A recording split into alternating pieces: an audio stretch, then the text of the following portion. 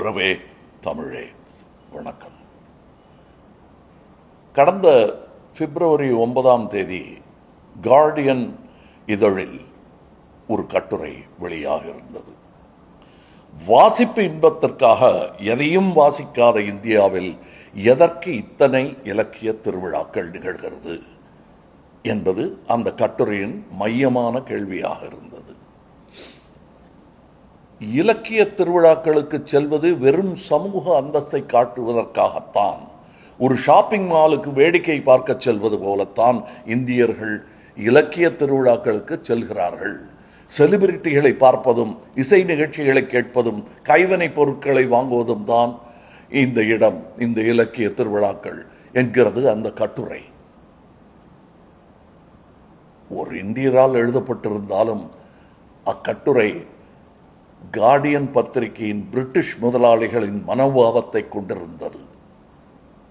இந்தியாவை பற்றி மேற்குலகம் கொண்டிருக்கும் பாம்பு பிடாரர்களின் நாடு எனும் இளக்காரமான பார்வையையே அக்கட்டுரை பிரதிபலிக்கிறது.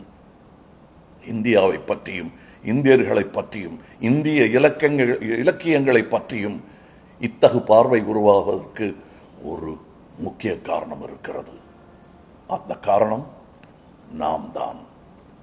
நாம் Shakespeare, Charles Dickens, Jane Austens, George Orwell, Agatha Christie, J K. Rowling, Roald Dahl, C S. Lewis என்று எண்ணற்ற பிரிட்டிஷ் இலக்கிய ஆசிரியர்களை வாசித்து தள்ளியிருக்கிறோம். பிரிட்டிஷ் எழுத்தாளர்களின் மாபெரும் சந்தை இந்தியாதான்.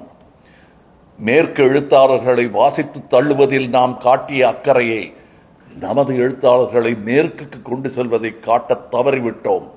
நாம் பாரதியை, ஸ்ரீஸ்ரீயை, சதாத் ஹசன் மண்டோவை, மகாஸ்வேதா தேவியை, சிவராம் காரந்தை, குவேம்புவை, பைரப்பாவை, பன்னாலால் பட்டேலை, பஷீரை, தகழியை, எம்.டி. வாசுதேவன் நாயரை, ஓ.வி. விஜயனை, புதுமை பித்தனை, ஜெயகாந்தனை, கல்கியை, கி. ராஜநாராயணனை, அசோகமித்திரனை, ஞானக்கூத்தனை, தி. ஜானகிராமனை, சுந்தர ராமசாமியை, நாஞ்சில் நாடனை உலக அரங்கிற்கு எடுத்துச் செல்ல தவறிவிட்டோம். நமது நவீன இலக்கிய சாதனைகளை உலகம் இன்னும் அறியவில்லை. சரி, நமது இலக்கிய சாதனைகளை பிற நாடுகளைச் சேர்ந்தவர்கள் வாசிப்பதால் யாருக்கு என்ன லாபம், என்ன நன்மைகள் விளைந்துவிடும் என கேட்க வாய்ப்புண்டு. பட்டியலிட்டு சொல்லுகிறேன். 1. பண்பாற்று பரிமாற்றம். நாம் உலகையும் உலகம் நம்மையும் புரிந்து கொள்வோம். 2. உலகளாவிய அங்கீகாரம். ஷேக்ஸ்பியரையும் டால்ஸ்டாயையும் நாம் கொண்டாடுவது போல் புதுமை பித்தனையும் அசோகமித்திரையும் உலகம் கொண்டாடும் நிலை உருவாகும். ஜி.யு. போப் திருக்குறளை ஆங்கிலத்தில் மொழிபெயர்த்ததால் தான் இன்று உலக அறிஞர்கள் திருக்குறளை மேற்கோள் காட்டுகிறார்கள். 3.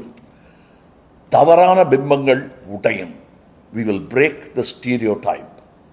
மேற்குலக இந்தியாவை வறுமை பீடித்த அழுக்கான பிரிவினைவாதங்கள் நிறைந்த பிற்போக்கான தேசம் எனும் குறுகிய வட்டத்துக்குள் வைத்தே பார்க்கின்றன நம்மை. நமது நவீன இலக்கியங்கள் மொழிபெயர்க்கப்படும் போது தமிழர்களின் நவீன சிந்தனை, கற்பனை ஆற்றல், தத்துவ பாய்ச்சல் உலகிற்கு தெரிய வரும்.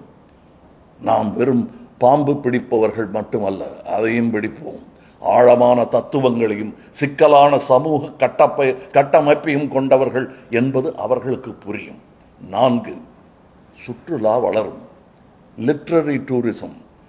பாமுக்கின் நாவல்களை படித்துவிட்டு இஸ்தான்புல் செல்பவர்கள் போல், ஹாரி பாட்டரை வாசித்துவிட்டு லண்டன் கிங் கிராஸ் ஸ்டேஷனில் அலைபவர்கள் போல், காசாபிளாங்கா படம் பார்த்துவிட்டு மொராக்கோ செல்பவர்கள் போல, அம்மா வந்தாள், மோகமுல் நாவல்களை வாசித்துவிட்டு தஞ்சாவூருக்கும் கும்பகோணத்துக்கும் சுற்றுலா பயணிகள் மேற்கிலிருந்து இங்கு வருவார்கள். இதனால் உள்ளூர் பொருளாதாரம் மிகப்பெரிய அளவில் உயரும். 5. நோபல் பரிசு போன்ற கௌரவங்கள் இந்தியாவுக்கும் தமிழுக்கும் கிடைக்கும். இது என் கூற்றல்ல, பாரதியின் கனவு. ஜெயமோகன், எஸ். ராமகிருஷ்ணன், சு. வெங்கடேசன், ஜோடி குரூஸ், இமயம் போன்ற எழுத்தாளர்களின் படைப்புகள் தரமான ஆங்கிலத்தில் சென்றால் தமிழன் தரம் உலக தேர்வுக்குழுவின் கவனத்திற்கு செல்லும். 6. ஒரு நாட்டின் இராணுவ பலத்தை விட அதன் கலாச்சார பலம், த சாஃப்ட் பவர், முக்கியமானது. தென் கொரியா இன்று K-பாப் மற்றும் சினிமா மூலம் உலகை ஆள்வது போல் நாம் நமது நவீன இலக்கியம் மூலம் உலக அரங்கில் மிகப்பெரிய கலாச்சார ஆளுமையாக மாற முடியும். சுருக்கமாக சொல்வதானால், மொழிபெயர்ப்பு என்பது ஒரு பாலம். அந்த பாலம் அமைக்கப்படாவிட்டால் நாம் வைத்திருக்கும் தங்கச் சுரங்கம் நமக்கு மட்டுமே தெரியும். உலகத்திற்கு அது வெறும் மண்மேடாகவே தெரியும். மோகஞ்சதாரோ ஹரப்பா போல். இந்திய இலக்கியங்களை பற்றி இளக்காரமான பார்வையும் தமிழ் இலக்கியம் பற்றி எந்த அறிமுகமும் இல்லாத சூழலில் என்னுடைய நண்பர் ஜெயமோகன் ஒரு அரும்பணியை துவங்கியிருக்கிறார். நம்மை பற்றி நாமே பேசவில்லை எனில் வேறு எவரும் பேச மாட்டார்கள் எனும் இன்றைய உலகச் சூழலில் நமது தமிழ் இலக்கியத்தின் அழியா சுடர்களென திகழும் படைப்பாளிகளை பற்றி நாம் அறிவித்தால்தான் நம்மை உலகறியும்.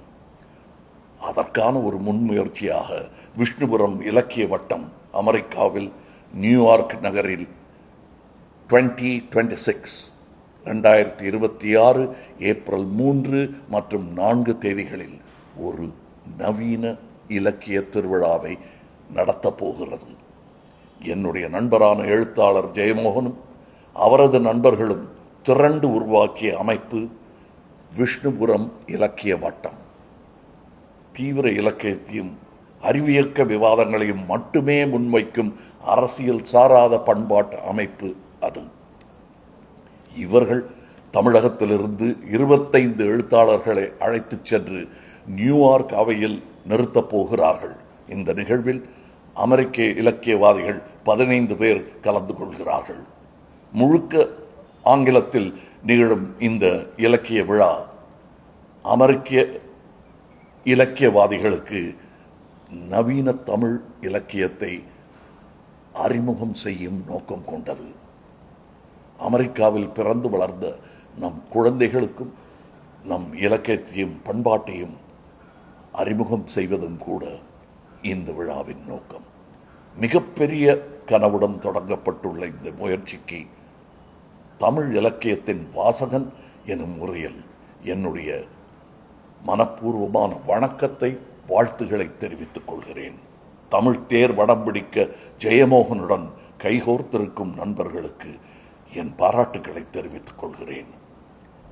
நியூயார்க் நகரில் நடைபெறும் living Tamil life lit fest சிறக்கட்டும். நமது தமிழ் கோட்டையின் கொடிகள் உயரப் பறக்கட்டும்.